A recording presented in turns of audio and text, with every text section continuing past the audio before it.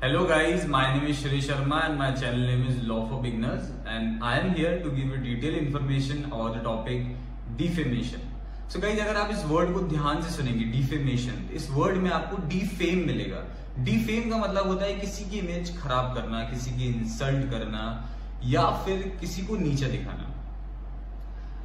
एक केस था Dixon versus holding 1869 में। इस केस में ये कहा गया था एक इंसान की जो रेपुटेशन होती है, जो उसकी इमेज होती है, उसकी प्रॉपर्टी से भी बहुत ज्यादा वैल्यू करती है। मैं अब आपको ये बताऊंगा कि डिफेमेशन होता क्या है। डिफेमेशन का मतलब है कोई आपके बारे में गलत स्टेटमेंट दे रहा है या फिर कोई ऐसा एक्ट कर रहा है जिससे आपकी रेपुटेशन पे असर हो। ये सब डिफेमेशन में आता है। अब मैं आपको इसके एसेंशियल्स बताऊंगा कि what are the essentials of defamation. Defamation के एसेंशियल्स है, फर्स्ट, जो भी आपके बारे में बोला गया है वो गलत बोला होना चाहिए, वो फॉल्स स्टेटमेंट होना चाहिए। फॉर एग्जाम्पल, अगर ए ने बी से बोला है कि सी ने एक चोरी की है एक ज्वेलरी शॉप से, लेकिन सी ने ऐसा कुछ नहीं किया, तो सी ए के ऊपर डिफेमेशन का केस लगा सकता है। सेकेंड, जो भी बोला गया है डायरेक्टली और इनडायरेक्टली वो प्लेंटिफ के लिए ही बोला गया है, जिसने केस लगाया है उसी के लिए ही बोला गया है, ये प्रूफ करना पड़ेगा उसको।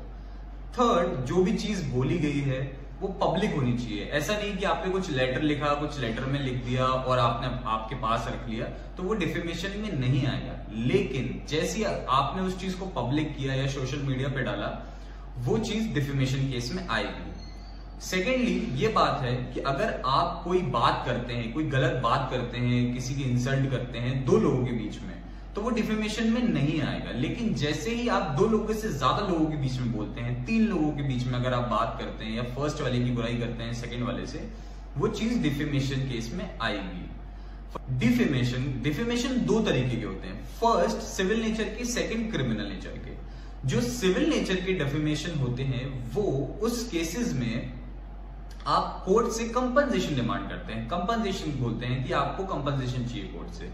और जो क्रिमिनल नेचर के होते हैं उससे आप कोर्ट से डिमांड करते हैं पनिशमेंट। आप पनिशमेंट डिमांड करते हैं जिसने आपको डिफेम किया हुआ है। सेक्शन 500 ऑफ आईपीसी में इनमें पनिशमेंट बताई गई है। उसमें बताया गया है कि 2 साल तक की पनिशमेंट, इम्प्रिजनमेंट एक्सटेंड हो सकता है क्रिमिनल डिफेमेशन में, या फिर फाइन भी लग सकता है या फिर दोनों हो सकता है। वो सारी चीजें कोर्ट के ऊपर डिपेंड करती हैं। अब मैं आपसे 2 केस डिस्कस करूंगा, एक क्रिमिनल नेचर का है और एक सिविल नेचर का है। क्रिमिनल नेचर के केस में क्या हुआ था, एक्स ने वाई के ऊपर ये केस लगाया था कि इन्होंने टेलीविजन और इंटरनेशनल टेलीविजन के ऊपर गलत बातें बोली हैं एक्स के खिलाफ और गलत स्टेटमेंट दिए हैं एक्स के खिलाफ। इन्होंने क्रिमिनल डिफेमेशन का केस लगाया हुआ था। इन्होंने पनिशमेंट डिमांड की है कोर्ट से। अब मैं आपसे एक सिविल नेचर की बात करूंगा, एक सिविल नेचर के केस की। सिविल नेचर के केस में एक्स ने वाई के ऊपर 500 करोड़ का डिफेमेशन का केस लगाया था।